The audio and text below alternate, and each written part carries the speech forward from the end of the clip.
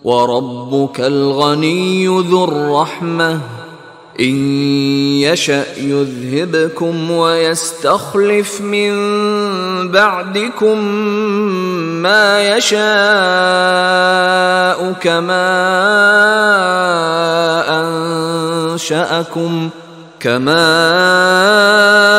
أَنشَأَكُم مِّن ذُرِّيَّةِ قَوْمٍ آخَرِينَ۔ وَرَبُّكَ الْغَنِيُّ ذُو الرَّحْمَةِ، اور آپ کا رب تو غنی ہے، اسے کسی کو عذاب دے کر کوئی اس کو فائدہ نہیں،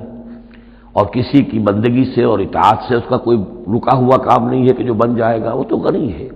ذو الرحمہ، رحمت والا ہے۔ ان یشاء یذھبکم، اور اس کی شان یہ ہے کہ وہ چاہے تو تم سب کو لے جائے، ختم کر دے، وہ یستخلف من بعدکم ما یشاء، اور تمہارے بعد جن کو چاہے وہ لے آئے، ایک نئی مخلوق لے آئے، ایک نئی سپیشیز لے آئے، ایک نئی نسل آدم پیدا کرتے۔ اللہ کا اختیار مطلق ہے۔ کما انشأکم من ذریۃ قوم آخرین، جیسے کہ تمہیں اٹھایا ہے کسی اور قوم کی نسل میں سے۔